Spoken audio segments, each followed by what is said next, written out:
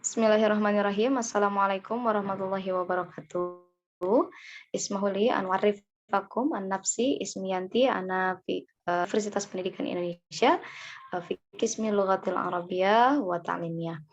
Fi hada sa'a sa'abahas anil tagyiru Baharul Rozaz wazan Baharul Rozaz fi kitab Idaatul Dajnah atau min Ijliziyah change in the pattern wazan of the Rozaz Bahar contained in the Idaatul Dajnah text.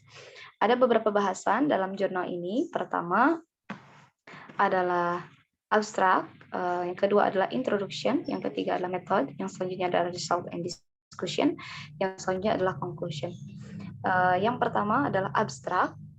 Naskah ini merupakan sebuah naskah salinan karya Syekh Ahmad Fakir Makri yang kemudian disalin oleh Ahmad Aceh dan tersimpan di Perpustakaan Indonesia. Bentuk daripada naskah ini merupakan bait-bait nazom dengan pola Bahar Rozaz, dengan satu pola yaitu pola Bahar Rozaz. Adapun tujuan dari penelitian ini adalah untuk mengetahui perubahan-perubahan wajan dalam wajan Bahar Rozaz dalam bait-bait nazom dengan menggunakan pendekatan ilmu arudi.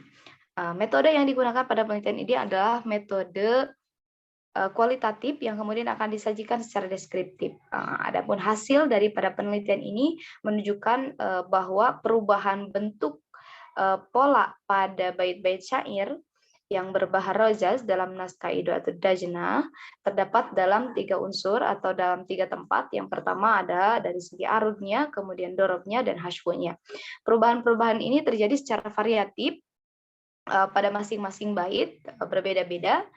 Dan didominasi perubahannya ini oleh Zihab Khoban, Ilat Koto, Zihab Koto, dan Zihab Syakal. Baik, adapun keyword pada penelitian ini adalah pattern change, wazan Bahar Rozaz, kemudian ilmu arud. Yang selanjutnya adalah introduction.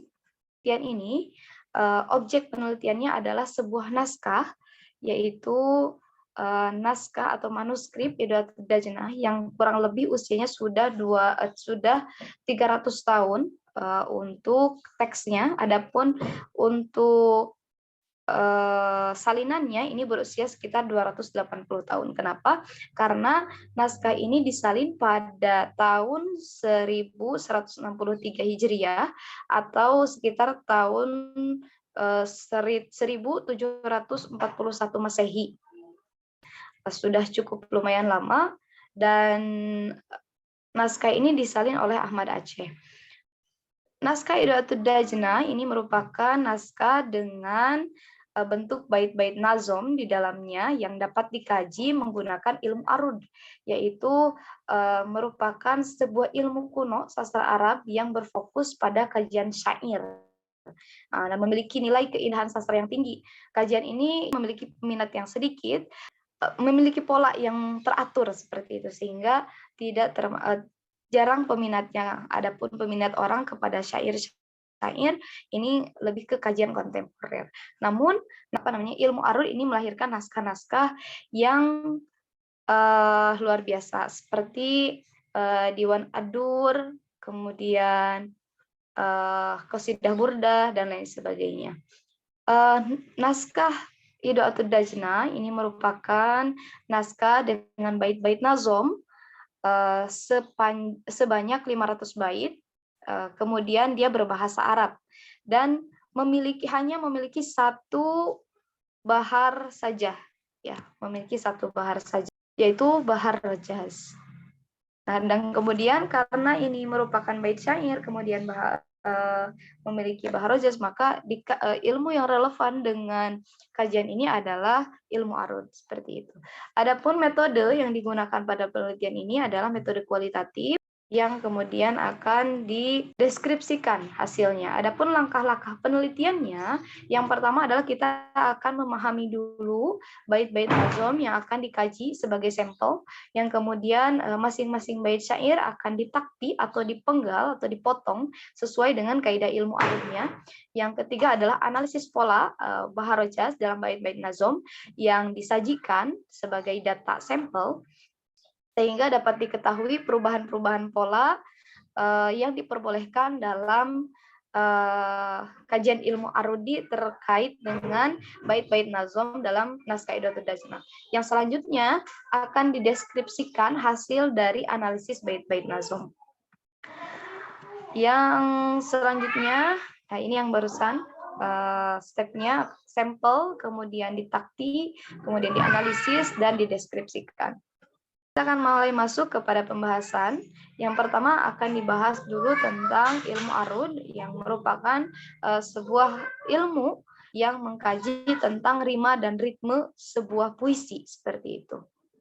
Nah, yang selanjutnya adalah rule khot arudi, di mana ilmu arud ini memiliki khot tersendiri di dalam menganalisis bait-bait syairnya, di mana tulisannya itu harus sesuai dengan yang dibaca. Kemudian akan ada bahasan tentang zihab dan ilat. Kenapa? Karena memang zihab dengan ilat ini akan selalu hadir gitu ya di dalam ilmu arud sebagai bolehkan perubahannya di dalam ilmu arud. Zihab ini adalah kecepatan di dalam syair, kemudian ilat ini secara garis besar adalah cacat atau ketidaksesuaian dengan pola yang sesungguhnya seperti itu. Yang selanjutnya adalah wajan dan elemen. Kepada analisis dan diskusinya yang akan kita bahas. Yang pertama, melihat kita di sini memiliki bait syair, yaitu bait syair yang ada dalam naskah Idatul Dajnah.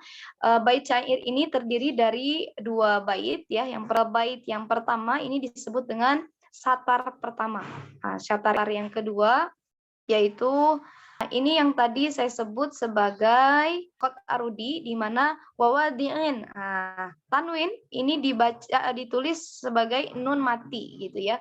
Maka khot arudi ini menuliskan sesuai dengan yang terbaca.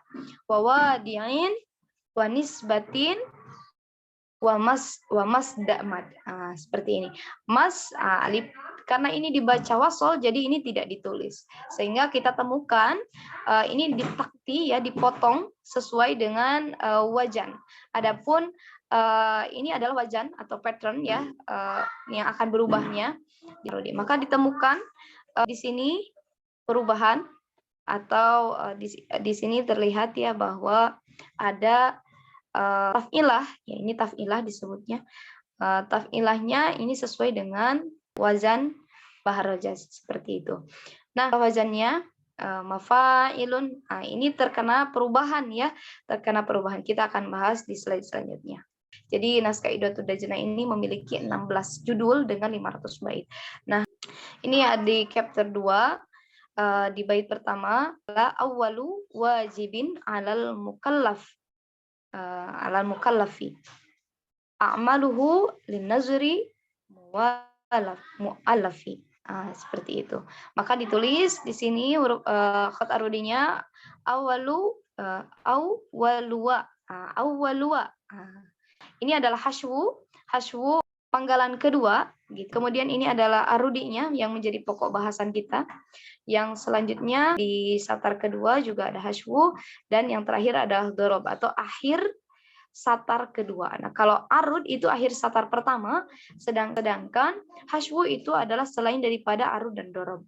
Kita dapat lihat bahwa perubahan ini terjadi ya. Harusnya kan mustaf'ilun. Jadi kalau Bahar Rajaz itu rumusnya adalah mustaf'ilun, mengalami pengulangan sebanyak 6 kali. Nah, di sini ada perubahan di mana dihilangkan huruf keempatnya. Ya, kemudian karena taf'ilah ini ada yang dihilangkan, dari mustaf'ilun ini diganti menjadi fa'alatun.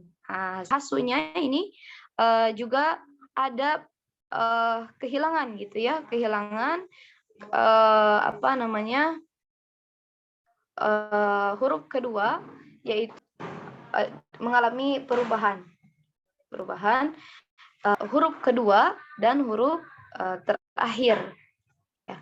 Di sini kita melihat pada hasyunya ini mengalami perubahan pada satar pertama terkena khoban, yaitu hilangnya sabab khafif gitu ya, sehingga dia menjadi mafa'ilun, tidak sempurna mustaf'ilun.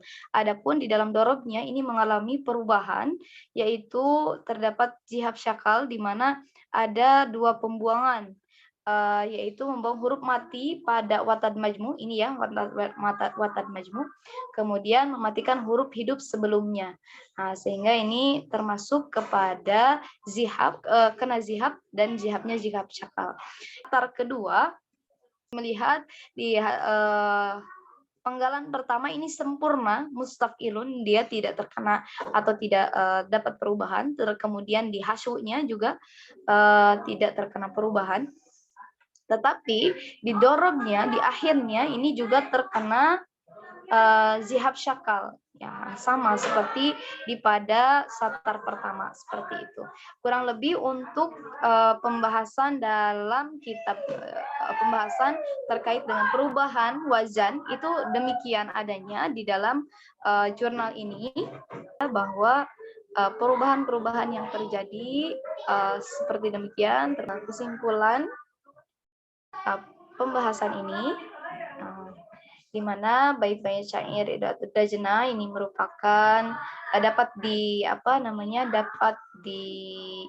dianalisis sehingga kita ketahui bahwa perubahan-perubahan yang terjadi di dalam naskah Idatul Dajna ini menunjukkan bahwa perubahan yang terjadi dalam 3 tempat, yaitu dari segi hasyu, dorob, dan juga arudnya, seperti itu. Dan adapun perubahannya ini didominasi oleh zihab khoban, oleh zihab dan ilat tentunya, yaitu zihab khoban, zihab tayu, zihab syakal, dan ilat koto.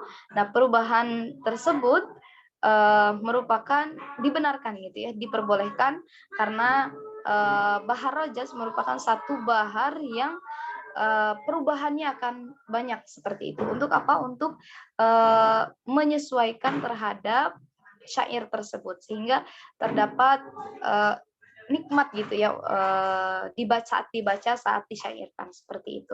Adapun naskah Idatul Dajna ini dapat dikaji menggunakan pendekatan lain seperti ilmu nahu, ilmu sorof, kemudian ilmu qawafinya, sangat bisa sekali untuk dikaji dengan pendekatan-pendekatan lain. Demikian yang bisa saya sampaikan untuk penelitian saya terhadap naskah Idatul Dajna.